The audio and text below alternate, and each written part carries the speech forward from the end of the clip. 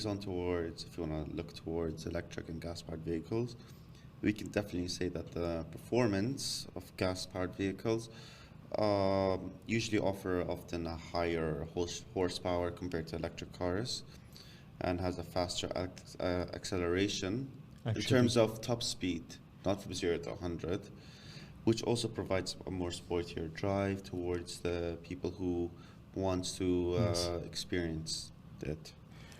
Just a little bit of a heads up. When it comes to the acceleration of an electric car, we did the first episode regarding the Porsche Taycan Turbo S, doing 0 to 60 in 2.3 seconds. Yeah. Guys, if you're watching this, when you're standing at a roof of a 300-meter building, if you were to drop something, this object, which acts towards a gravity, does 0 to 100 in 2.7 seconds. We're talking about a car that does 0 to 60 faster than gravity, which is quite insane for any cars to do 0 to 60. Oh yeah, of course. And even though when it comes to the benefit of having the acceleration from 0 to 100, I would say that electric cars with higher horsepower do offer a better acceleration at a high end of their speed limits, I would say. Like, for example, gasoline-powered vehicles, they are better at their top speeds. Yeah. But I would say that when it comes to acceleration from 0 to 300 kilometers per hour, I would still give the upper hand to the electric cars.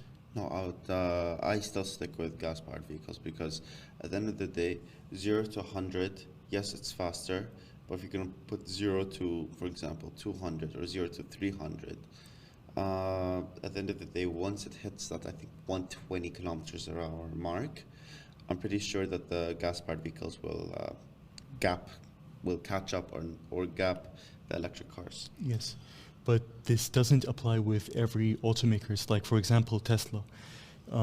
They just released 5 years ago the Tesla P100D. This car makes up to 690 horsepower. If you were to compete that with the hybridized version of the Porsche Panamera, I would say that the Porsche Panamera would take the upper hand when it comes to accelerating beyond 120 kilometers per hour. But I would say that when it comes to the power figures, the Porsche Taycan, even this is true with every German automakers, they tend to underestimate the power their car makes.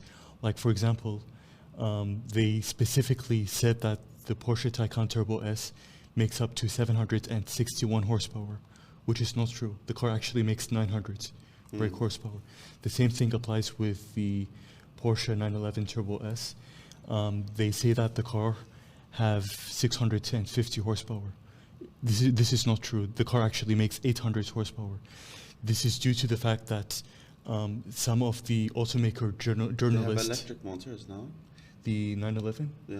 They are purely gasoline-powered vehicle. Oh, okay. But when it comes to the performance figures, I remember that Motor Trend did a dyno testing of the Porsche 911 Turbo S, just so that they can figure out how much power the car makes. They said that the car makes 1.2% more power compared to the claims that was made by the Porsche company. So yes, I would say that German cars, they tend to underestimate the power and the performance figures of their own vehicles. So it just shows you the, I guess you could say, the lengths and the potential gas-powered vehicles have, which is an edge that they have over electric cars due to the fact that the electric cars are still in development and still early on. Yes, I mean, obviously, when you see an electric car in person, people would be confused as to what an electric car, even for the person who who's not even a car enthusiast, when they see an electric car, they don't immediately recognize it as something special. Like, for example, if you compare it with the supercar, like, for example, the Ferrari 458 Speciale. When it comes to a basic understanding of cars, obviously it would be more appropriate for a person who